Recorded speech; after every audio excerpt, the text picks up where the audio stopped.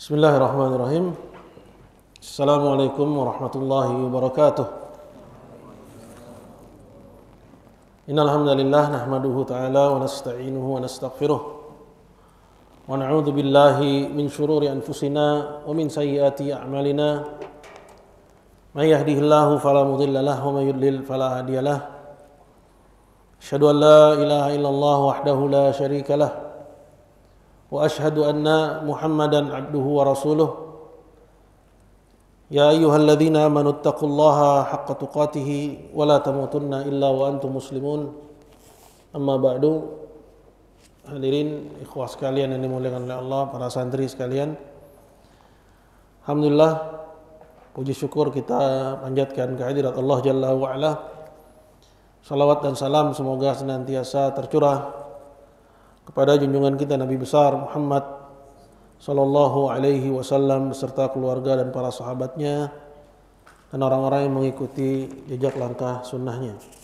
Pada kesempatan kita di pagi hari ini, kita akan melanjutkan pembacaan kitab Qurratu Uyunil Muwahhidin. Dia merupakan hasyiah juga, ya, sama seperti kajian kita semalam yang juga merupakan hasyiah. Ya, hasyiah itu catatan pinggir. Kalau yang semalam itu hasyiahnya Abdurrahman bin Qasim terhadap kitab Tauhid, sedangkan Qurratu Uyunil Muwahhidin ini hasyiahnya Abdurrahman bin Hasan. Ya, Abdurrahman bin Hasan ini keturunan langsungnya Syekh Muhammad ibn Abdul Wahhab rahimahullahu taala. Nah, kalau ditanya siapa sih Syekh Abdurrahman bin Hasan ini? Ya gampangnya dia penulis kitab Fathul Majid. Dia penulis kitab Fathul Majid. Baik, pembahasan kita dari kitab ini ada pada bab majaa fi dhabihi li ghairillah. Bab riwayat seputar larangan menyembelih untuk selain Allah Subhanahu wa taala. Abdurrahman baca.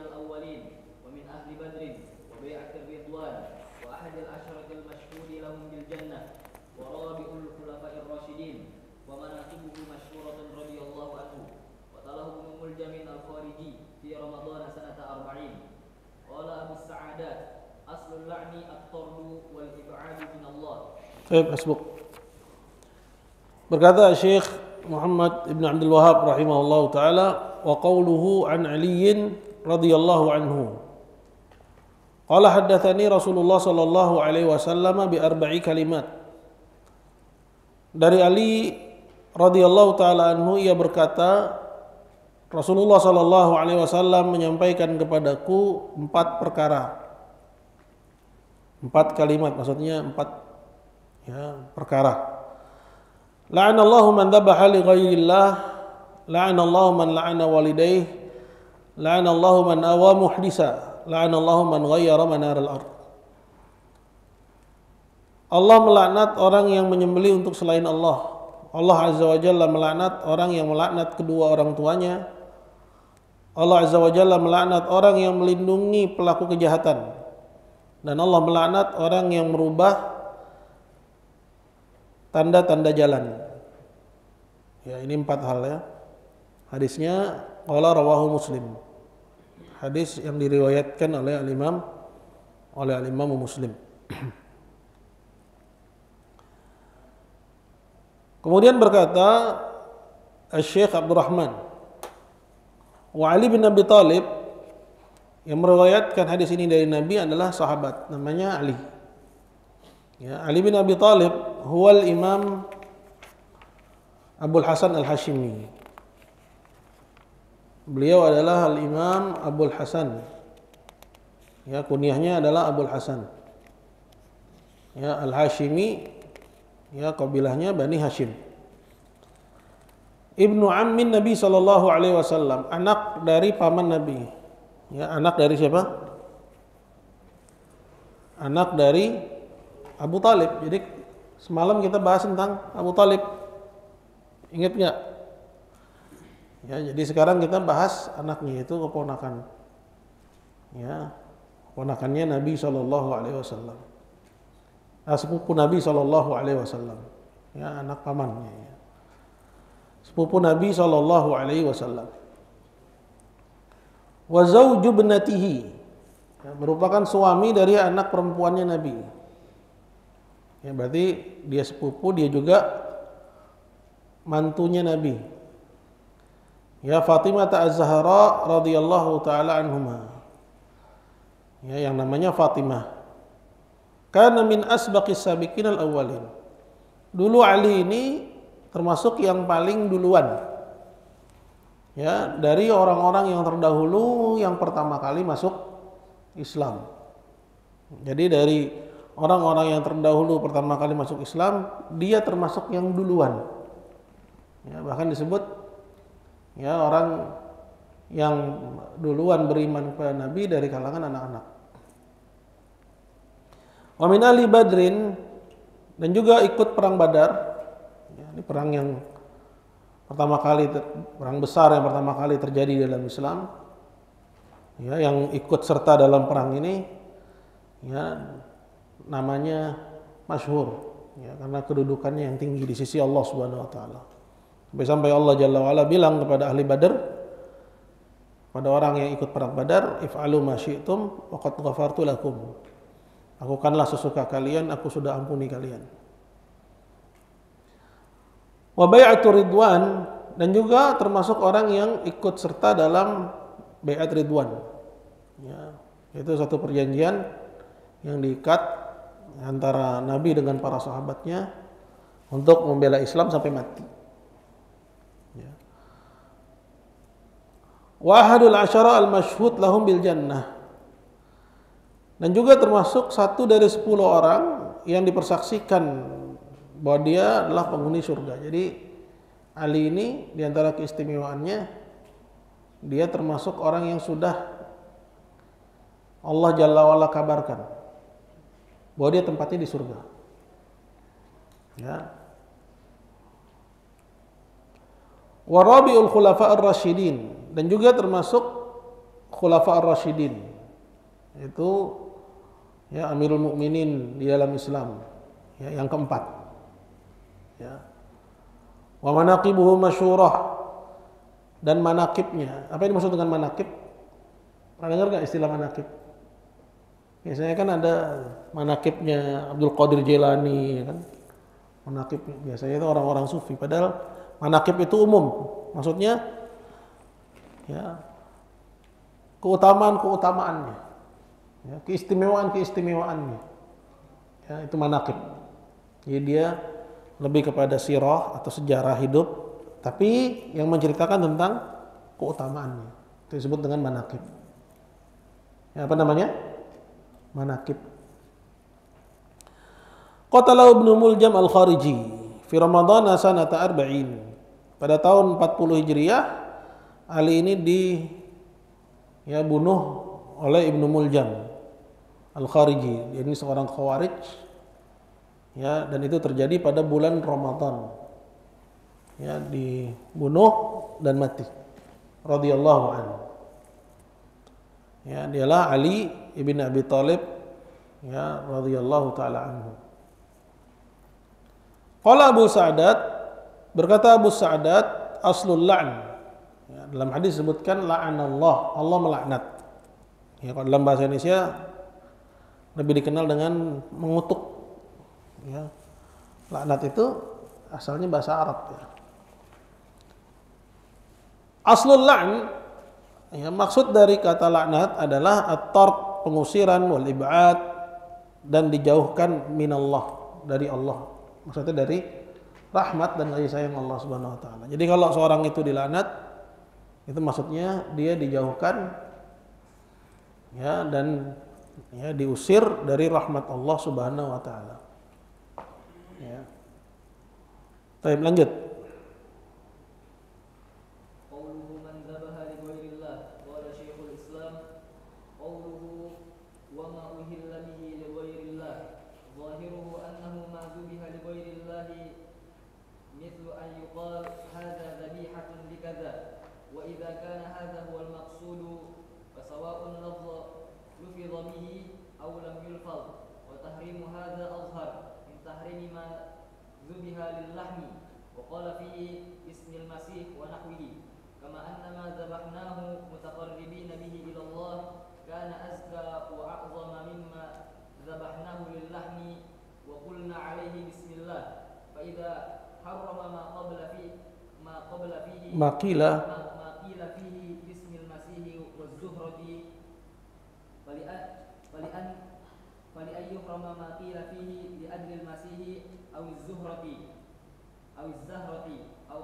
أو قصد به ذلك أولى فإن العبادة لغير الله أعظم كفرا من الاستعانة بغير الله فعلى هذا لو ذبح لغير الله متقربا إليه يحرم وإن قال فيه بسم الله كما قد يفعله طائفة من منافقي هذه الأمة الذين يتقربون إلى الكواكب بالذبح والبخور ونحو ذلك وإن كان هؤلاء مرتدين لا تباه ذبيحتهم بحال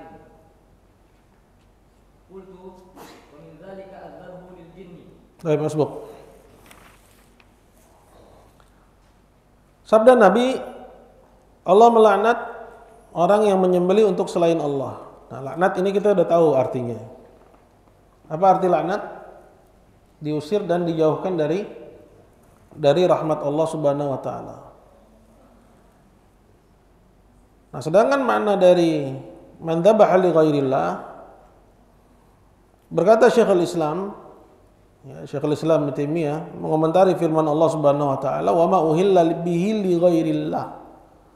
Ya, di antara yang diharamkan adalah yang disembelih untuk selain Allah. Jadi sembelihan, ya, kalau disembelih untuk selain Allah, ya, seperti misalnya untuk jin, untuk al-masih, atau apapun, ya, dalam rangka mendekatkan diri kepadanya, bukan kepada Allah, maka sembelihannya haram. Ya, sembelihan itu haram untuk dimakan. Berkata Syekhul Islam, "Zahiru annahu ma dubiha li ghairillah." Maksudnya adalah apa saja yang disembelih untuk selain Allah, seperti an yuqala hadza dzabihatun likadza. Seperti dikatakan sembelihan ini adalah untuk fulan. Ya, artinya disembelih untuk, ya, selain Allah. Wa idza kana hadza huwal maqsud, apabila ini maksud dari sembelihan itu, maksudnya untuk selain Allah, fasawa'un lufidha bi aw lam yulfat. Sama aja apakah dilafalkan saat penyembelihan, ya, ini untuk selain Allah, misalnya jin atau yang semisalnya, atau diam dia nggak ngomong, tapi niatnya memang untuk selain Allah, untuk takarrub kepada selain Allah. Jelas? Paham nggak gambarannya? Jadi yang dilihat di sini apa?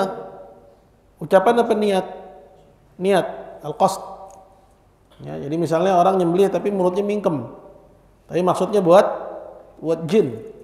Ya, paham sampai sini? Wa tahrimu hadza adhhar. Sembelihan yang seperti ini keharamannya lebih terang. Min tahrimi ma dzubiha lil lahm wa qala fi bismil masih wa nahwi. Ya, keharamannya lebih terang dari sembelihan yang tujuannya buat dimakan, tapi saat menyembelih dia nyebut, ya, bukan atas nama Allah tapi atas nama Al-Masih. Ya. Jadi di sini ada dua gambaran. Yang pertama, ya, memang dia menyembelih untuk selain Allah. Untuk selain Allah itu misalnya untuk jin, atau untuk Ya, seperti yang kemarin sudah Ustaz gambarkan. Penguasa turun ke kampung, kemudian saat dia mau masuk perbatasan, gapuranya kemudian dialirkan darah. Ini sembelihan untuk selain Allah. Ya, dalam rangka menyambutnya dialirkan darah. Ini sembelihan untuk selain Allah. Ya. Jadi yang menjadi ukuran itu apa? Niat. Ya. Menjadi ukuran adalah niat. Yang kedua, yang menyembelih untuk makan. Ya, kemarin kan udah Ustaz sampaikan bahwa di antara indikator bahwa ini buat selain Allah, ya seperti misalnya sembelihannya nggak dimakan, ya, atau sebagian dimakan, yang lainnya dibuang. Misalnya, ya kepalanya ditanam, ya sisanya dimakan. Ya, ini sembelihan untuk selain Allah Subhanahu Wa Taala. Ya, makanya sembelihan-sembelihan yang diberikan untuk selain Allah itu dipotong, kemudian bangkainya dilempar, ya kan? Bangkainya dilempar, bangkainya nggak dimakan. Ya, itu untuk selain Allah Subhanahu Wa Taala. Nah, mana lebih jelas keharamannya? Apakah ini lebih jelas keharamannya atau orang yang menyembelih untuk lahm, untuk makan, yang menyembelih ayam buat makan, menyembelih kambing, sapi untuk makan, tapi dia sebut di situ bukan atas nama Allah, tapi dia sebut atas nama Al-Masih. Yang pertama atau yang kedua yang lebih terang keharamannya? Yang pertama. Ya, walaupun saat menyembelihnya dia mingkem, dia diam, nggak ngomong apa-apa. Tapi niatnya untuk selain Allah, ini menjadikan sembelihan itu lebih terang keharamannya. Kama anna ma dzabahnahu mutaqarribina bihi ila Allah kana azka wa a'zam mimma dzabahnahu lillahm wa qulna fi bismillah. Gitu. Sama perbandingannya. Dengan kalau seorang muslim, perhatikan Abdullah, ya, seorang muslim menyembelih dalam rangka mendekatkan diri kepada Allah, ya seperti sembelihan apa? Kurban. Itu antum sembelih untuk taqarrub, bukan untuk makan. Jangan salah niatnya nanti kalau pas Idul Adha. Adapun bahwa setelah itu dagingnya dimakan, itu persoalan lain. Ya, tapi sembelihan darah itu dialirkan dalam rangka taqarrub kepada Allah Subhanahu Wa Taala, karena memang Allah Subhanahu Wa Taala syariatkan sebagai syiar yang paling agung di hari itu. Ya, begitu juga sembelihan di saat apa lagi? Haji, saat pergi haji. Ya, ya haji tamattu, haji qiran, itu kan bawa sembelihan. Ya. Sembelihannya itu dalam rangka taqarrub kepada Allah Subhanahu Wa Taala. Itu. Ya. Yang demikian itu azka wa a'zam, jauh lebih suci dan lebih agung mimma dzabahnahu lilahm, dari sembelihan yang kita sembelih cuman buat makan dan kita baca di situ bismillah. Ya, sama-sama halal untuk dimakan. Cuman yang pertama, ya, di samping dia halal, ya, ibadahnya lebih agung dan lebih mulia dibanding yang kedua yang cuman buat makan dan dia bacakan di situ bismillah. Paham enggak? Ya, jadi di sini perbandingan antara dua persoalan. Ya. Si musyrik dan si muslim gitu. Si musyrik menyembelih mendekatkan diri kepada selain Allah dengan dia menyembelih untuk makan tapi dia sebut atas nama Al-Masih. Sedangkan si muslim menyembelih untuk ya Allah Subhanahu Wa Taala, ya, dengan dia menyembelih untuk makan dan dia sebut di situ bismillah. Ya. Maka sebagaimana sembelihan yang diperuntukkan untuk selain Allah, walaupun dia mingkem, tapi tujuannya untuk taqarrub kepada jin, itu lebih, ya, besar keharamannya, ya, dibandingkan orang yang menyembelih untuk makan dan dia baca di situ atas nama Al-Masih. Begitu juga sembelihan yang disembelih dalam rangka taqarrub kepada Allah Subhanahu Wa Taala itu jauh lebih suci, lebih agung, lebih mulia dibanding dengan sembelihan yang disembelih untuk makan dan dia baca di situ bismillah. Nah, ini ilmu luar biasa ini kalau antum paham. Kenapa? Karena dari ya keterangan Ibnu Taimiyah ini, ya kita tahu bagaimana cara berpikir, ya, membandingkan antara masalah dengan masalah.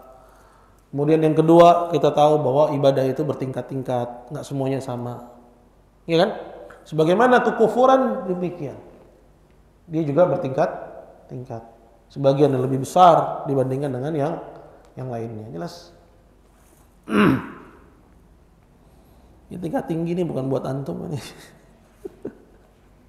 Tinggi banget. Ajib. Ini ada di kitab Mufidul Mustafid ya. Ini diulang aja di sini. Syekh Muhammad bin Abdul Wahab juga menukil seperti ini dalam kitab beliau Mufidul Mustafid. Lalu berkata Ibnu Taimiyah, qala fa idza harrama ma qila fi bismil masih wa zuhrah. Ya. Zuhrah ini siapa maksudnya? Ya, seperti orang-orang kafir ya, yang menyembelih untuk selain Allah. Ya. Intinya adalah selain Allah. Ya. Kita nggak bisa mereka-reka. Nggak ada keterangannya di situ. Cetakan lain nggak ada. Maka apabila Allah Subhanahu Wa Taala mengharamkan ya sembelihan yang dikatakan di situ atas nama Al-Masih dan Zuhrah, fali an yahrumu maqila fi li ajlil masih aw zuhrah aw qusida bihi dzalik aw la gitu. Maka haramnya sembelihan yang dikatakan ya bahwa ini untuk Al-Masih. Jadi masih nyangkut sama yang sebelumnya. Yang pertama dibacakan atas nama Al-Masih. Itu aja haram. Gitu loh. Apalagi yang tujuannya bukan untuk selain Allah. Yang dibacakan padanya Al-Masih tapi buat makan aja itu haram. Paham enggak? Apalagi yang disembelih namun dalam rangka mendekatkan diri kepada Masih gitu. Al-Masih pada selain Allah. Masih nyambung sama yang sebelumnya. Ngerti enggak? Jadi misalnya si fulan, si A gitu, ya, dia menyembelih buat makan, tapi dia bilang Bismil Masih, ya, atas nama Al-Masih. Masih maksudnya siapa sini? Orang Kristen yang menyembelih atas nama Isa, ya. Ya kalau mereka makan kan lihat tuh ya, mereka kalau makan mereka gimana doanya tuh? Nggak usah dipraktekin, tahu ya, ya kan? Dibilang apa? Satu-satu disebut tuh kan, ya. Nah begitu, ya. Bagaimana orang Islam bilang Bismillah, mereka juga ada bacaannya, Bismil Masih, gitu. Haram sembelihan yang disembelih Bismil Masih untuk makan. Ya, maka haramnya sembelihan yang ditujukan untuk Al-Masih, ya, itu lebih pantas lagi, gitu maksudnya. Fali an yahrumu ma qila fihi li ajlil Masih, jadi ajli. Kalau yang sebelumnya apa? Bismi, itu Abdurrahman. Awiz zuhrah aw qusida bihi, berarti amalan hati ini, atau memang ditujukan buat Al-Masih. Jadi bukan buat makan, memang untuk taqarrub kepada Al-Masih, pada selain Allah. Maka haramnya lebih berat lagi gitu. Jadi kekufuran itu juga bertingkat-tingkat, sebagaimana ketaatan itu bertingkat-tingkat. Fa innal ibadata li ghairillahi a'zam kufran. Karena sungguhnya beribadah atau peribadatan kepada selain Allah, dia merupakan kekufuran yang kekufuran yang jauh lebih besar, a'zam kufran minal isti'anah bi ghairillah, daripada sekedar minta keselamatan atau minta pertolongan dengan selain Allah. Apa maksudnya coba? Anda ucapin bismillahirrahmanirrahim, itu isti'anah billah. Bentuknya isti'anah, minta ya pertolongan kepada Allah ya dengan membaca basmalah. Ya. Apakah ini lebih tinggi tingkat ibadahnya, ataukah yang lebih tinggi tingkat ibadahnya seorang sholat, ya, seorang berpuasa karena Allah?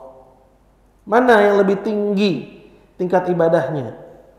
Ya, memulai pekerjaan dengan basmalah atau mengerjakan sholat dalam rangka mendekatkan diri kepada Allah? Yang pertama atau yang kedua yang lebih tinggi tingkat ibadahnya? Yang kedua, itu.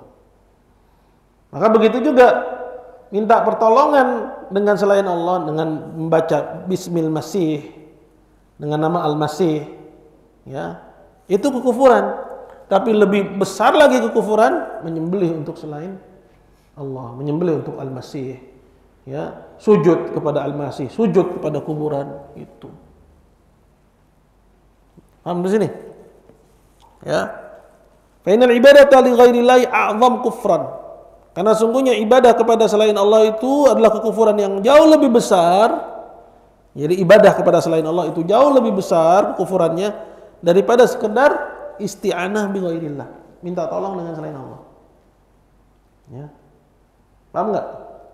Paham antum enggak? Kayaknya kalau matanya kosong tuh anak kurang yakin ini. Hah? Tapi udah dapat belum? Udah dapat kan? Jadi di sini Ibnu Taimiyah ingin membandingkan antara bahwa ibadah itu bertingkat-tingkat, kekufuran pun juga bertingkat-tingkat. Cuman topiknya tentang dzabah, penyembelihan. Fa'ala hadza, maka berdasarkan ini, lau dzubiha li ghairillah atau lau dzabaha li ghairillah mutaqarriban ilaihi yahrum wa in qala fihi bismillah.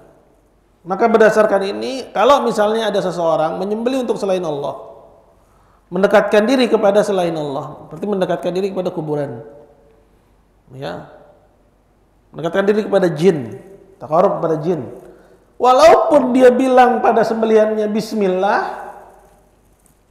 tetap aja haram, ya, karena yang besar nggak bisa kalah dengan yang kecil, gitu. Seperti misalnya wudhu sama tayamum, ya, atau misalnya mandi junub dengan wudhu. Kalau antum udah mandi junub, ya nggak perlu wudhu lagi sebenarnya, ya, nggak perlu wudhu lagi, sudah tercover dengan mandi junub, ya. Nah, tapi orang-orang musyrikin sekarang, para penyembah kubur sekarang menganggap ini kan baca bismillah, dia bilang, saya kan baca bismillah, padahal perbuatan jangan taqarrub pada kuburan, taqarrub pada jin, nggak bisa yang di bawah, ya, menutupi mengcover yang lebih besar karena perbuatannya adalah mendekatkan diri kepada selain Allah. Maka yang berlaku di sini adalah tetap dia haram walaupun dia baca bismillah, gitu. Paham? Wis ngerti ora? Nah, ini ilmu. Ya. Jadi kita nanti dengan kita belajar tahu mana ilmu. Ntar kalau ada orang ngomong ini bukan ilmu, tinggalin. Jadi biar kita biasa lebih senang sama ilmu. Ya, ilmu itu emang begitu, dia membedakan antara persoalan-persoalan, ya, sehingga kita bisa memisahkan antara masalah dengan masalah. Gitu. Itu tujuannya gitu. Baik. Kama qad yaf'aluhu ta'ifatun min munafiqi hadhil ummah. Ini dia nih. Ya. Berkata Syekh Abdurrahman, sebagaimana perbuatan ini sering kali, ya, qad kalau masuk pada fi'il mudhari' jadinya apa? Litaqlil atau litakthir? Ditufa apa?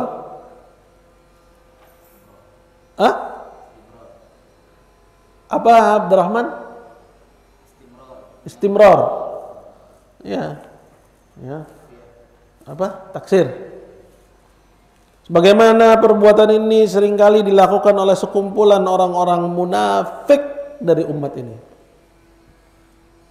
Jadi para kuburiyun munafikun. Ya, kuburiyun munafikun.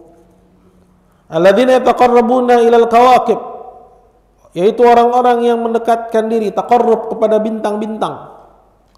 Bidzabh, dengan memberikan sembelihan, wal bukhur, dan dupa-dupa, ya, bakar dupa seperti orang Kristen bakar setanggi. Kalau antum lewat jalan kecil nih, ya, SD, ya, belok kanan, sebelah kiri material, ya, tiap pagi sore itu bau setanggi gitu.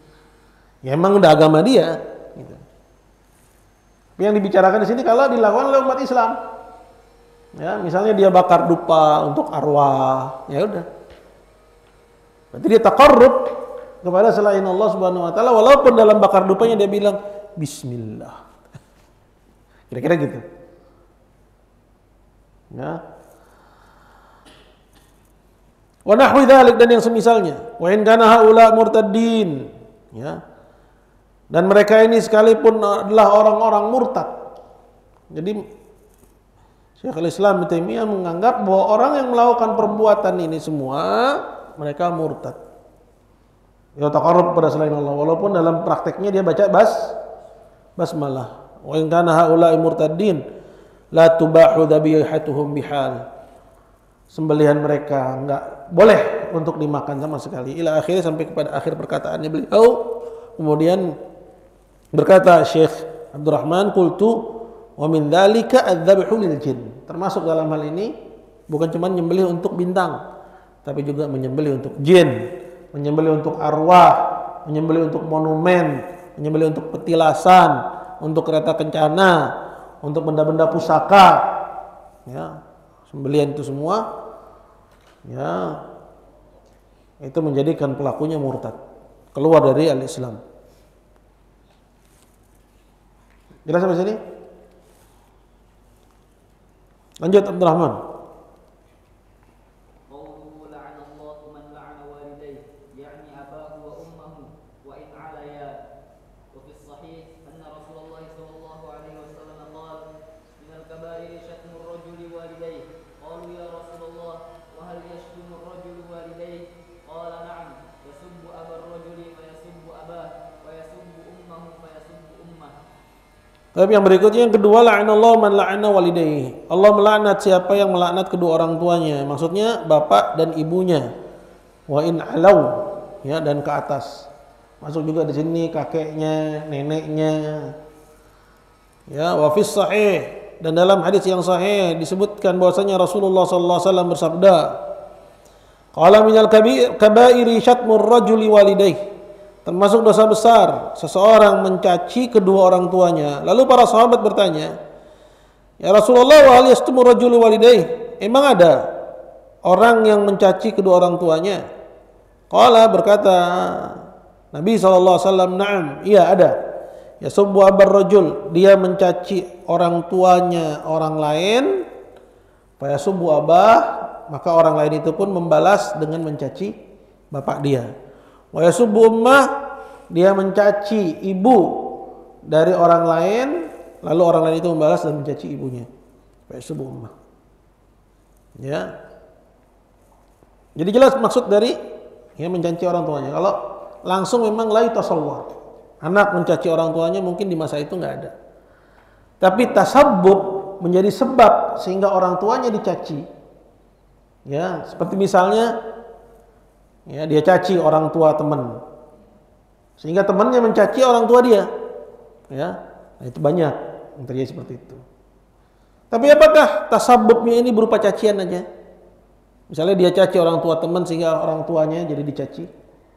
Enggak mesti dengan hanya ya mencaci kedua orang tua teman, tapi dengan melakukan perbuatan yang menjadikan orang tuanya akhirnya kerepotan.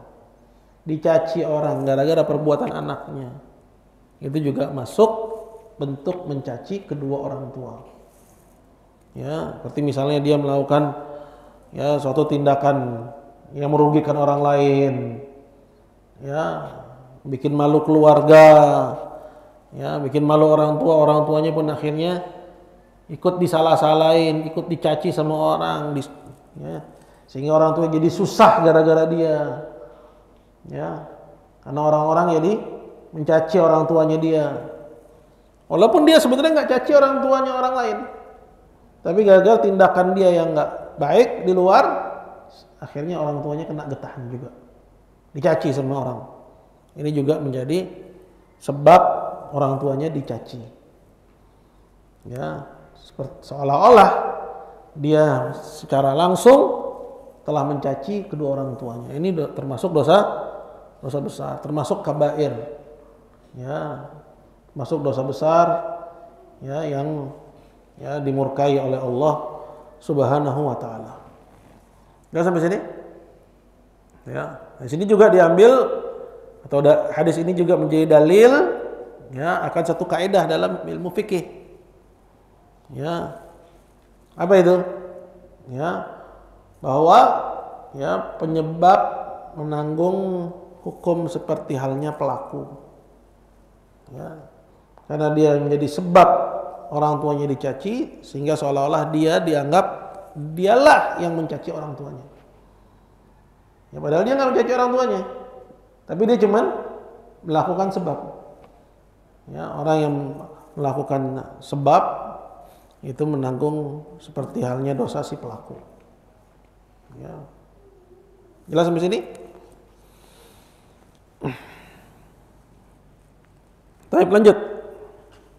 Qawluhu la'anallahu man awa muhdithan huwa bi fathil hamzati mamdudah ay dhammahu ilayhi wa hamahu wa amma muhdithan faqala Abu Sa'adat huwa bi kasri dal wa fathiha al fa'il wal maf'ul wa ma'na al kasri man nasara janiyan wa awahu wa ajarahu min khasmihi wa hala bainahu wa bain an yuqtas minhu wal fath wal amru al mubtadi' nafsuhu ويكون معنى الإيواء فيه الرضا به والصبر فإنه إذا ارتضى بالبدعة وأقر فاعلها ولم ينكر عليه فقد آواه. قال ابن القيم رحمه الله تعالى هذه الكبيرة تختلف مراتبها باختلاف مراتب الحدث بنفسه فكلما كان الحدث في نفسه أكبر كانت الكبيرة أعظم. قوله Tapi Mas Buk, ada stabilo nggak?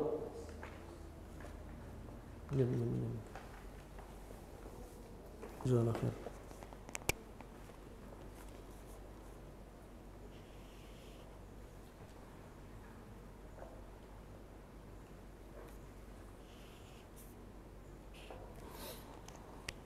Baik. Selanjutnya la'anallahu man awa muhdisan. Ini yang keberapa? Yang ketiga. Allah melaknat orang yang melindungi pelaku kejahatan. Wa bi fathil hamzah wa mamdudah. Awa, ya, dengan hamzah yang mamdudah, ya. Awa gitu ya, awa bi fathil hamzah mamdudah. Ay dhammahu ilaihi wa hamahu. Dhammahu, ya, dia apa? Peluk, ya, dhammahu ilaihi, dia peluk kepadanya, wa hamahu, dan dia lindungi. Ya, awa artinya melindungi. Wa amma muhditsan, adapun muhdisan, ya, awa itu artinya apa? Melindungi. Awa ya'wi, ya. Yu'wi, ya. Adapun muhdisan faqala Abu Sa'adat, berkata Abu Sa'adat, yurwa bi kasrid dal, ya, muhdisan wa fathiha, dan juga ada riwayat yang mengatakan dalnya itu maftuhah, jadi bacanya apa? Muhdasan. Ini apa Ustaz bilang namanya? Dobet kalau dalam bahasa Arab, ya, dikenal sekarang dengan istilah apa? Spelling. Ya, jadi spelling itu kita udah duluan. Ya. Baik. Alal fa'il wal maf'ul. Ya. La'anallahu man awa muhdisan atau muhdasan. Ya.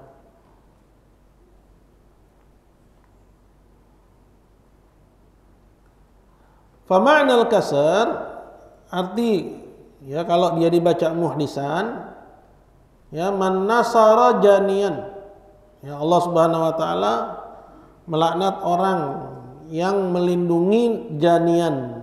Ya, janian itu apa? Dari kata jana, ya, jini, ya, melakukan tindak kejahatan, ya, jinayah. Wa awahu, dan melindunginya. Ya, nasara maksudnya dia membelanya, wa awahu, dia melindunginya, wa ajarahu, ya, ajara apa? Yujiruhu, ya, melindungi gitu. Min khasmihi, dari lawannya. Ya, padahal yang dia lindungi itu, ya, pelaku kejahatan. Wa hala bainahu wa baina an yuqtassa minhu, dan dia menjadi, ya, pagar yang melindungi antara si pelaku kejahatan ini dengan, ya, hukum qisas yang akan diterapkan kepadanya. Jadi dilindungi, disembunyikan biar nggak dikisos. Nah, ini orang kena laknat. Ya, orang ini kena laknat. Wal fath, tapi kalau dibaca, ya, muhdas, ya, wal amru mubtada' nafsuhu, yaitu perkara bid'ah, melindungi perkara bid'ah. Ya. Nah, kalau yang dimaksud adalah perkara bid'ah, wa yakunu ma'nal iwa, sehingga maksud dari melindungi artinya ridha dengan kebid'ahan. Itu kena laknat, ridha dengan kebid'ahan kena laknat. Ya, was sabr, ya, dan bersabar di atas kebid'ahan itu kena laknat.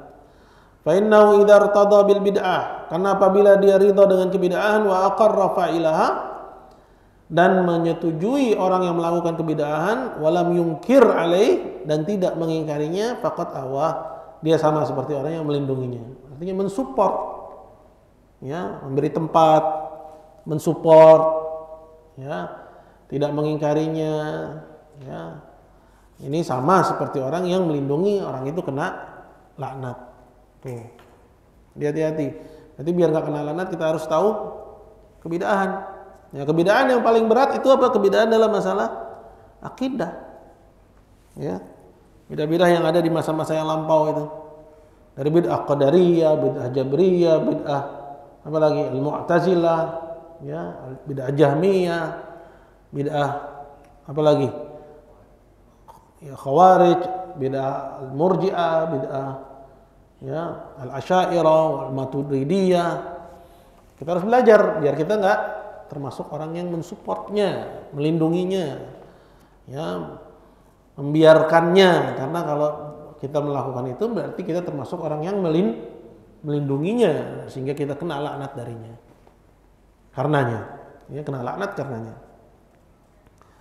Berkata Ibnu Qayyim rahimahullah, hadhil kabirah, dosa besar ini takhtalifu maratibah biikhtilafi maratibal hadath fi nafsih. Ya, jadi Ibnu Qayyim berbicara tentang kalau bacaannya muhdas. Berarti muhdas berarti artinya apa? Pelaku kejahatan atau kebid'ahan? Kebid'ahan. Ya. Nah, kita tahu bahwa melindungi kebid'ahan, ya, seperti mensupportnya, membiarkannya, memberi tempat dan seterusnya, ini adalah dosa besar karena kena laknat, terancam dengan laknat. Dosa besar ini kata Ibnu Qayyim berbeda kedudukannya, tingkatannya beda dia. Biikhtilafi maratibal hadas fi nafsi. Ya, tergantung tingkat kebid'ahannya.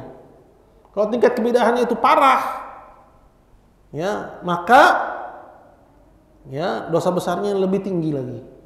Contoh misalnya, mana yang benar? Apakah bid'ah Khawarij lebih berat? Apakah bid'ah Murji'ah yang lebih berat? Ternyata bid'ah Murji'ah yang lebih berat, seperti yang dikatakan oleh Ibrahim bin Yazid An-Nakhai, ya, bahwa bid'ah al-irja' itu lebih berat daripada bid'ah al-azariqah. Gitu. Fa kullama kana al-hadatsu fi nafsi akbar, maka ya kapan suatu kebid'ahan itu lebih besar tingkatannya, kanatil kabirah a'zam, maka dosa besarnya jauh lebih tinggi dan sebab laknatnya lebih berat. Ya. Sekarang misalnya kita bandingkan, mana lebih berbahaya? Ya, ini cuma membandingkan ya, bukan berarti ya kita menganggap remeh. Bid'ah misalnya Isra Mi'raj lah, ngadain perayaan Isra Mi'raj. Dengan bid'ah misalnya perayaan Maulid yang di situ ada kesyirikan, pujian-pujian kepada Nabi yang sampai kepada taraf kesyirikan. Kalau Isra Mi'raj kan karena momentumnya berbeda dengan Maulid, ya, maka Isra Mi'raj itu lebih berat atau lebih ringan? Lebih ringan, ya, lebih ringan. Ya. Kemudian kalau kita bandingkan mana lebih berbahaya? Apakah bid'ah ini jauh lebih berbahaya? Ya, ataukah bid'ah misalnya al-jahm, ya, seperti ya kelompok Athariyah yang sekarang lagi cari muka, ya, memamerkan atau menjajakan akidahnya bahwa akidah salaf dalam masalah asma sifat, ya, adalah apa? Adalah tafwid, adalah tafwid. Ya, mana lebih berbahaya? Apakah bid'ah ini yang lebih berbahaya ataukah bid'ah tafwid? Nah, jelas bid'ah tafwid, karena tafwid berbicara tentang topiknya itu Allah Subhanahu wa taala. Iya kan? Topiknya tentang Allah Subhanahu wa taala. Maka bid'ah tafwid jauh lebih berat ketimbang bid'ah, ya, maulidan yang enggak ada kesyirikan, ya, atau peringatan-peringatan hari raya besar Islam yang enggak ada padanya kesyirikan di situ. Kalau ada kesyirikan lain lagi nanti pembahasannya. Penempatannya lain lagi. Karena tafwid itu bicara tentang ya sifat-sifat Allah Subhanahu wa taala. Ya. Seolah-olah menuduh bahwa Allah Subhanahu wa taala berbicara dengan ya bahasa yang enggak ada seorang pun yang bisa memahaminya. Ya, seperti misalnya tangan ya. Maknanya tangan tapi kita enggak tahu ya apa artinya, apa ya, bahkan mereka mengatakan maknanya pun mereka nggak tahu. Ya. Aliyat adalah aliyat, apa makna yat nggak tahu mereka bilang. Kita nggak boleh mengartikan. Ya, pokoknya yat, tapi kita nggak tahu artinya. Ya, ini kan menuduh seolah Allah Subhanahu Wa Taala ya, menyampaikan ayat atau sifat ya, yang nggak ada seorang pun yang paham tentangnya. Ini jelas ya kekejian yang dinisbatkan kepada Allah Subhanahu wa taala. Jadi kapan satu bid'ah itu lebih berat daripada yang lainnya, maka tingkat dosa besarnya lebih berat. Melindunginya lebih berat, ya ancaman laknatnya jauh lebih berat. Gitu. Lanjut Abdurrahman.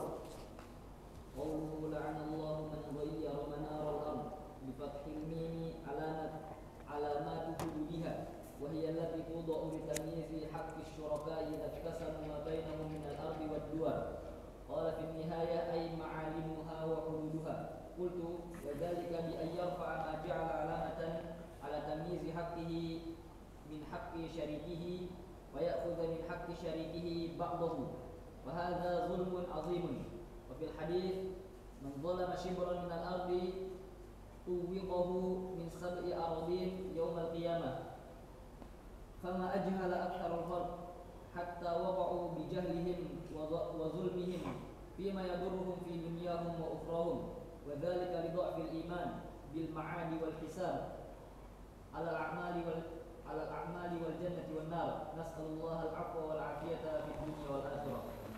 Amin. Yang keempat, la'anallahu man ghayyara manaral ard. Allah melaknat orang yang merubah tanda-tanda atau patok-patok jalan.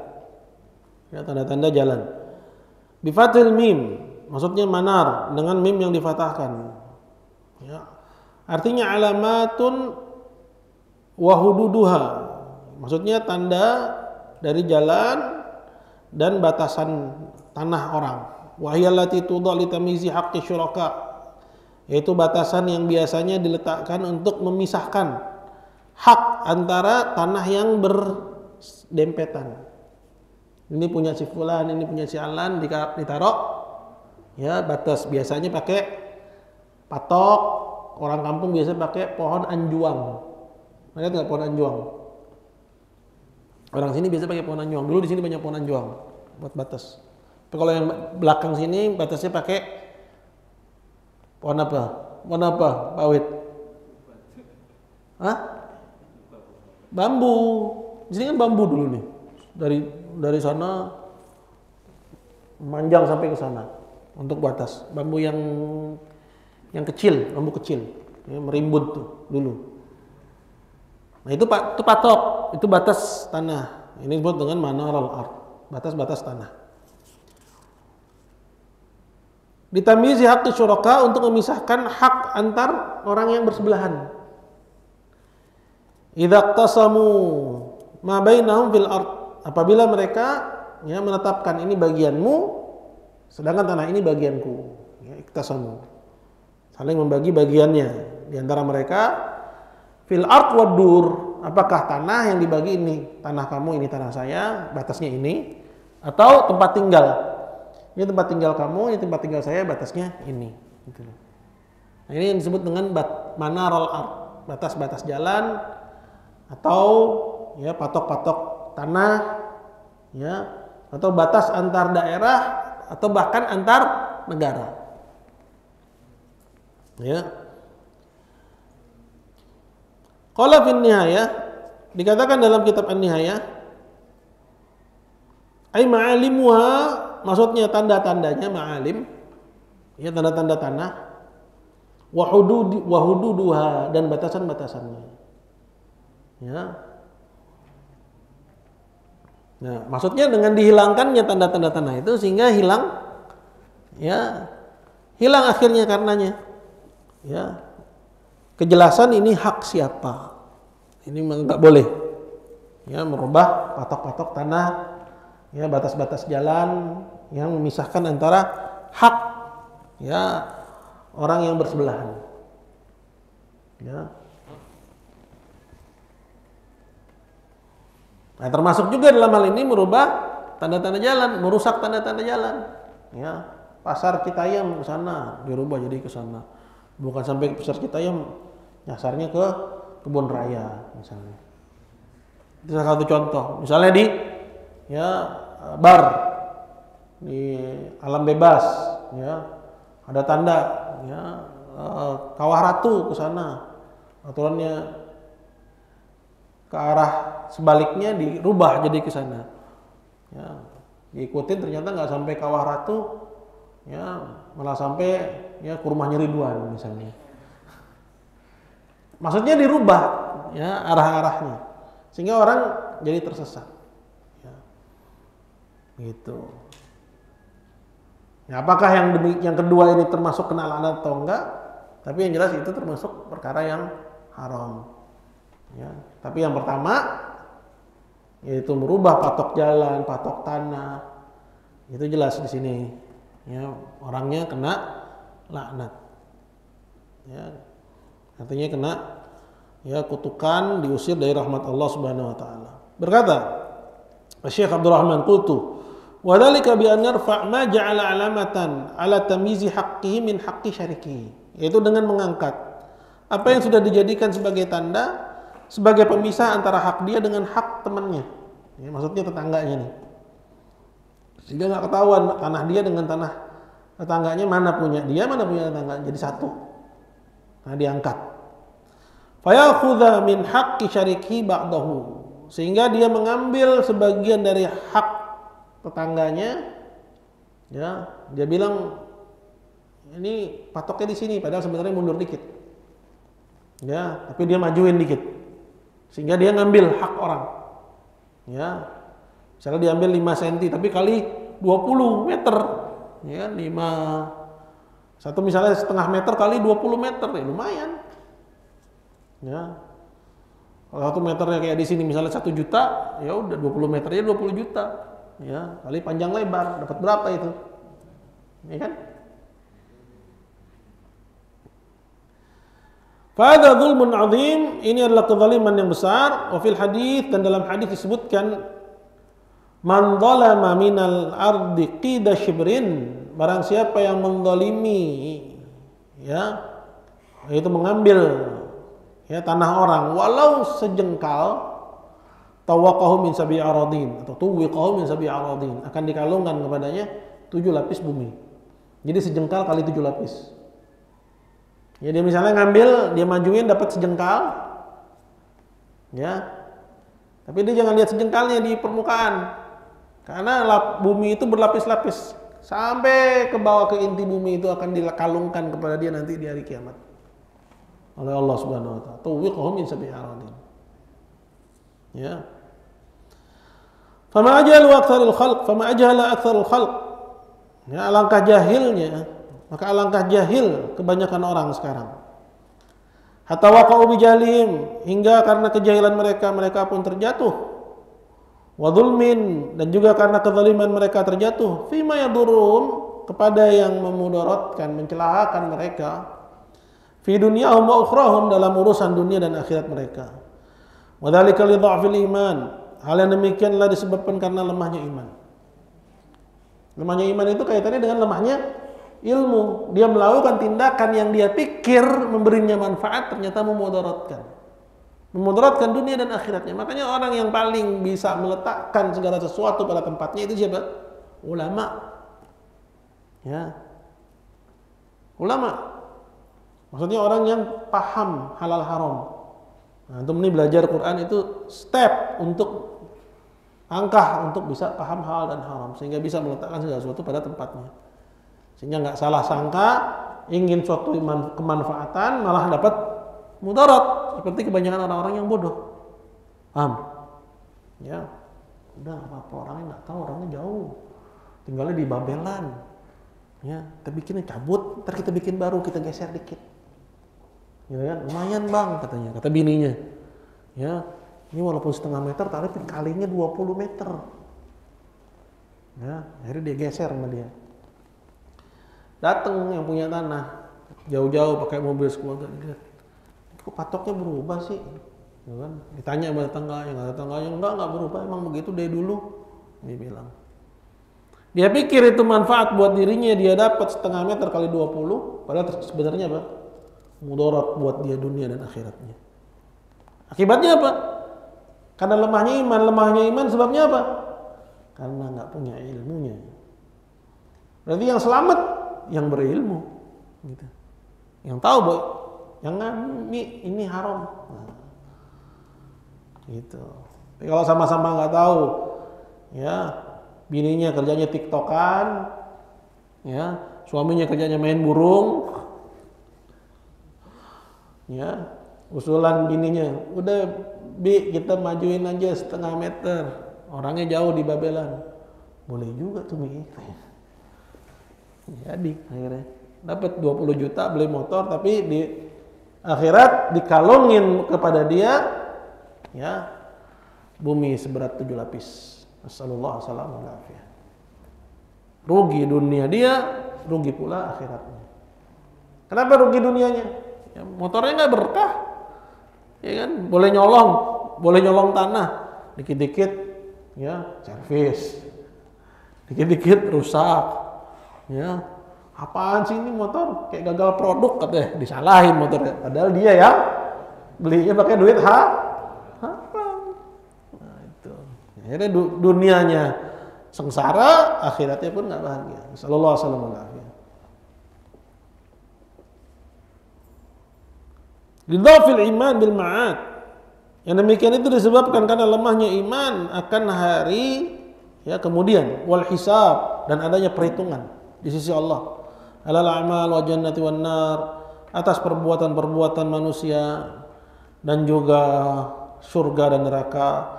Nasallallahu al-'afwa wal 'afiyah. Kita minta kepada Allah ya kesehatan dan juga keselamatan di dunia wal akhirah, di dunia dan di akhirat. Insyaallah pertemuan yang akan datang masuk kepada hadisnya Tariq bin Syihab ya tentang orang yang masuk surga karena lalat dan masuk neraka karena lalat. Udah tahu belum kisahnya? Hah? Oh iya. Ya kata siapa? Menteri Agama itu, ya, Menteri Agama yang dulu, nggak apa-apa katanya, beli buat ya jembatan buat jin, negosiasi sama jin, itu kan cara canggih untuk melunakkan hati jin. Hasbiyallah ni'mal wakil. Tapi pada pertanyaan, teman-teman, silakan. Waalaikumsalam warahmatullahi wabarakatuh.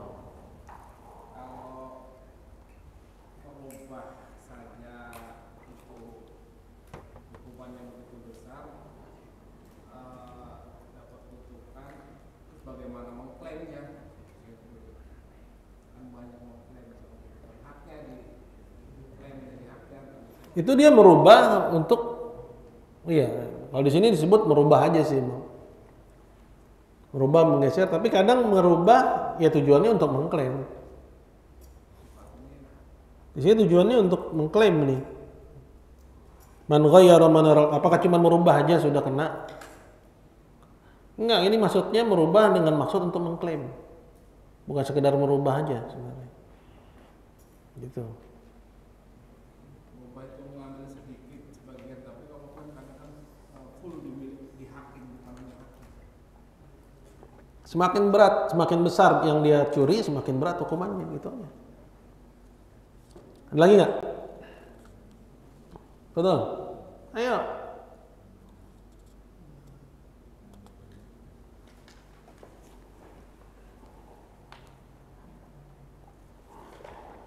Baik. Nah.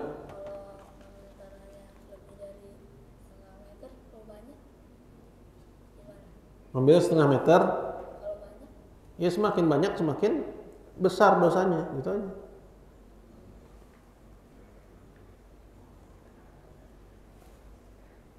Tapi nggak ada. Tadi kan bilang kalau semua ayat di Al-Quran itu sudah jelas. Tapi ada beberapa yang kayak alif lam mim. Itu gimana? Iya, kalau kita lihat tafsir, ya alif lam mim itu para ulama bilang wallahu a'lamu bimuradih. Ya, Allah lebih tahu tentang apa maksudnya. Ya. Artinya al-huruf al-muqatta'ah itu kan adalah huruf yang terputus-putus. Alif lam mim, ha mim, toha, ya, shad misalnya. Kita nggak tahu. Ya, karena memang dia bukan ya berupa susunan susunan huruf yang membentuk kalimat. Ya, adapun selain itu ya susunan kalimat atau susunan jumlah atau berupa jumlah, nah ini jelas. Ya. Dan mayoritas atau bahkan sebagian besar ayat Al-Quran itu bukan huruf muqatta'ah. Huruf muqatta'ahnya ada di awal surat dan itu pun nggak semua surat. Gitu ya. Jadi memang Allah Subhanahu wa taala jadikan sebagian ayat begitu. Ya, di hikmah, untuk suatu hikmah yang Allah Azza wa Jalla yang mengetahui apa hikmah di baliknya. Ya, di antaranya ya sebagai bukti bahwa ini datang min indillah, dari sisi Allah Subhanahu wa taala, bukan bikinan Muhammad. Karena Muhammad sendiri pun nggak tahu apa arti dari huruf al-muqatta'ah ini. Melainkan karena memang disuruh baca, Nabi bacakan itu kepada para sahabatnya. Itu di antara maknanya, ya, atau di antara tujuannya, ya, sehingga menjadi dalil bagi orang-orang yang menuduh bahwa ini datang dari sisi Muhammad yang Arab. Nah, ada kalimat yang hanya Allah Azza wa Jalla yang tahu apa maksud dan apa ya makna yang terkandung di dalamnya. Tapi apakah huruf muqatta'ah itu mengisi sebagian besar Quran? Enggak kan? Ya. Jadi yang berupa jumlah, berupa kalimat, itu jelas, wadih, terang. Ya maknanya, ya, tidak tersembunyi. Ya, apakah yang memahaminya hanya cukup dengan ya mengerti artinya? Seperti misalnya wa'budullah wa la tusyriku bi syai'an. Beribadahlah kepada Allah dan jangan kalian menyekutukan Allah dengan sesuatu apapun. Itu kan maknanya hanya cukup dengan mengetahui artinya. Dengan mengetahui artinya berarti kita sampai kepada maknanya. Atau yang butuh penjelasan dengan hadis, seperti misalnya waqimus shalah wa atuz zakat. Seperti apa menegakkan salat? Hadis terangin. Seperti apa caranya menunaikan zakat? Enggak ada dalam Quran. Hadis menerangkan. Ya, perintah untuk puasa, ya Allah cuma kasih batasannya. Ya, semenjak ya tampak jelas olehnya khaitul abyad minal khaitil aswad minal fajar, ya benang hitam dari benang ya putih sebagai tanda masuknya waktu fajar sampai tenggelamnya matahari. Tapi apa yang harus dilakukan dalam berpuasa, apa yang harus dia tahan dalam berpuasa, apa yang membatalkan puasa, itu keterangannya di mana? Dalam hadis. Gitu. Jadi terang dalam artian Nabi sudah sampaikan agama ini dengan ya penjelasan yang tidak lagi menyisakan pertanyaan bagi orang yang mau belajar, bagi orang yang mau mencari tahu. Selain huruf muqatta'ah, gitu loh. Adapun huruf muqatta'ah, pertama dia nggak banyak, kemudian memang para ulama menjelaskan itu cuma Allah yang tahu arti dan maksudnya. Lagi nggak? Anda? Laknat dari Allah maknanya dijauhkan dari rahmat. Seorang anak melaknat orang tuanya maksudnya mencela. Kalau Rasulullah SAW melaknat maknanya apa?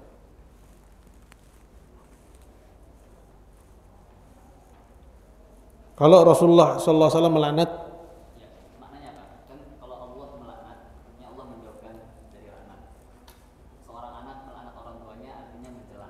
Laknat artinya mencela. Kalau Rasulullah SAW melaknat, itu maknanya apa? bisa artinya bentuknya khobar bahwa orang itu sudah kena laknat, Atau bisa juga maknanya wa'id, ancaman untuk dijauhkan juga dari rahmat Allah. Iya, sama sih maknanya. Tapi para ulama menerangkan ya dilihat seperti misalnya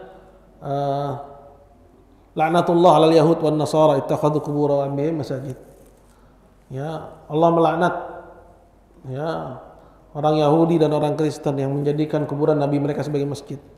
Itu maknanya khobar. Ya, bahwa memang orang yang melakukan perbuatan itu ya kena laknat. Ya.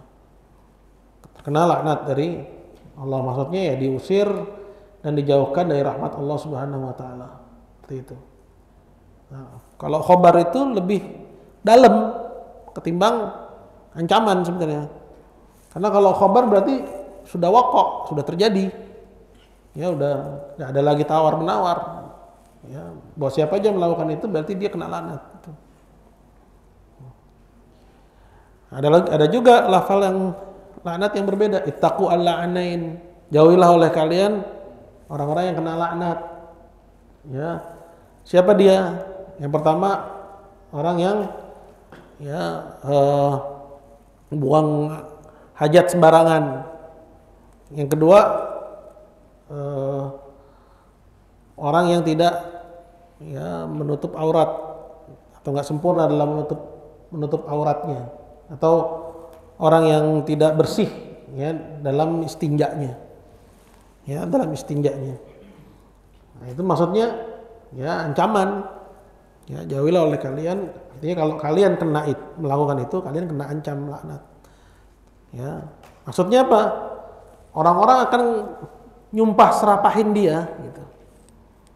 Akan nyumpah serapahin dia, ya akan maki-maki dia, ya. Kenapa? Karena dia buang hajat di ya tempat umum. Ya, emang kita nggak lihat misalnya kalau dulu mungkin nggak, kalau sekarang sih kita lihat ya orang sembarangan buang hajat.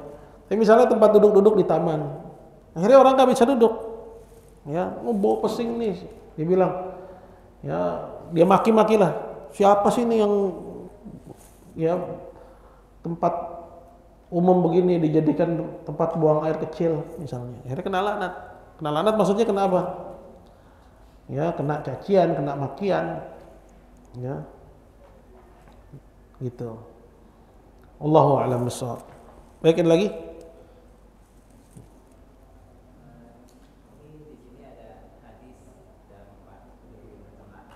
Apa? Ada 4 macam laknat. Berarti bukan cuma ada 4 aja ya. Ada banyak lagi. Iya. Jadi Datangkan hadis ini sesuai dengan babnya aja ya. Karena ini kaitannya dengan menyembelih. yang menyembelih ya. Kaitannya dengan menyembelih. Laknat. Adapun perbuatan-perbuatan yang kena laknat selain yang 4 ini banyak. Ya, seperti tadi ya kencing di tempat ya, umum atau tidak bersih dalam istinja, ya. Itu juga terkena laknat, ya, walaupun bentuknya ancaman dan juga maknanya ya yaitu cacian, kena cacian orang.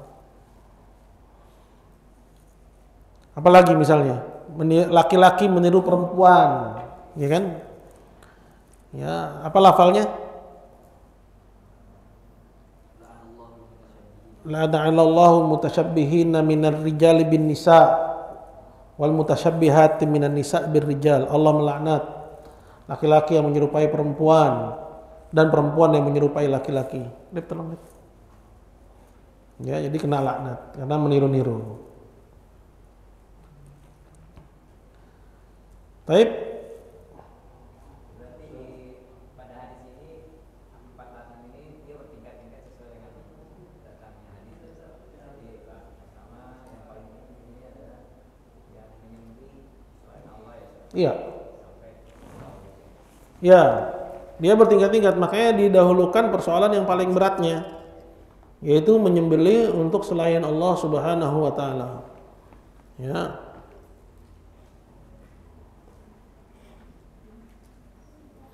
Di sini dikatakan oleh Syekh Al-Fauzan hafizahullah taala,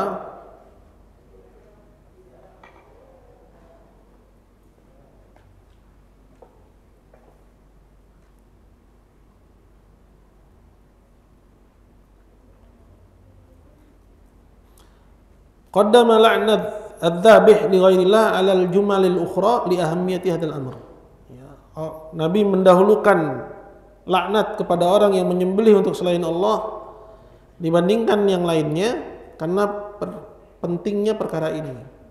Oleh anna syirka a'dhamul muharramat, dan juga karena kesyirikan dari 4 hal ini yang paling berat yang pertama. Yang pertama itu syirik. A'dhamul muharramat merupakan keharaman yang paling tinggi. Itu. Walidzalika qaddamahu ar-Rasul fi hadzal hadits. Oleh karena itu didahulukan penyebutannya oleh Rasul dalam hadis ini. Yang di bawahnya itu dosa besar. Ya, perbuatan dosa besar karena di antara tanda satu dosa itu disebut kabirah, dosa besar, adanya laknat. Adanya ancaman laknat. Allahu a'lam. Nah, betul. Jika seseorang menanam pohon yang berbuah di perbatasan sampai melewati batas yang miliknya, itu pohon tersebut sebagian milik orang lain atau masih milik? Di batas tanah. Di perbatasan. Ya jangan di batasan lah. Ambil di tanahnya dia. Karena kalau dia nanam akhirnya di batas tanah, itu ketika dia pohon itu membesar sehingga mengambil tanah orang. Nah, kalau misalnya dia si pemilik tanah nggak ridho, ya gimana? Saya nggak ridho nih, ada sebagian dari batang pohon kamu masuk ke tanah saya. Orangnya misalnya saklek gitu ya. Padahal dibiarin aja juga nggak apa-apa gitu kan. Alah ribet banget loh gitu kan. Ya udah Bapak maunya apa? Saya mau belah nih setengah. Mati dong Pak pohon saya. Ya dibelah setengah kan. Pokoknya yang masuk tanah saya nggak boleh gitu. Karena ada orang-orang ribet kayak gitu kan. Allah Ustaz. Ya, padahal bisa ada jalan tengah yang lain kan. Ya udah Pak, pokoknya buahnya nanti kita bagi 2 kan selesai sebenarnya. Cuman kan ada kadang kita hadapin orang kayak begitu. Yang pertama, ya dia jangan nanam di situ kalau nggak mau ribet. Tapi kalau sudah terjadi ya sudah, Anda harus negosiasi sama orang itu. Kalau orang itu nggak ridho ya sudah, Anda mesti rela. Ya, apakah nanti udah Bapak ridhonya gimana? Saya kasih kompensasi aja deh Pak misalnya. Kompensasi misalnya karena setengah pohon saya masuk ke tanah Bapak. Ya, saya kasih uang berupa kompensasi. Pokoknya harus cari keridhaan dia tuh. Sampai dia ridho karena emang tanah itu tanah dia. Mau nggak mau akarnya masuk ke pekarangan orang. Jadi jangan tanam di tanah, jangan di batas tanah, jangan. Gitu. Jangan di batas tanah. Jadi dia yang bikin masalah ya kan. Seperti itu. Barakallahu fiik. Kalau pohonnya disilangin itu Pak, dia kan ribut pohonnya yang udah masuk air itu pohonnya kita matiin aja gimana kan? Ya, mati semua kan?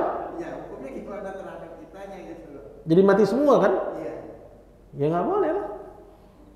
Jadi harus ada negosiasi karena itu kan bagian di situ ada hak orang lain.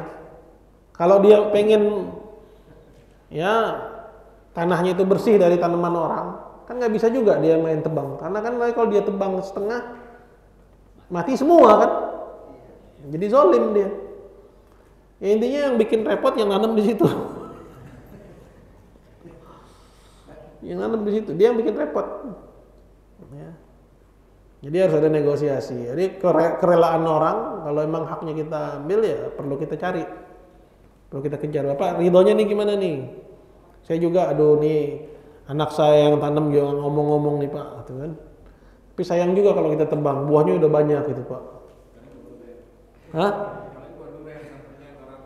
Iya. Saya minta setengahnya deh Pak, katanya. Pokoknya setiap kali panen setengah milik saya. Ya sudah, mau gimana lagi?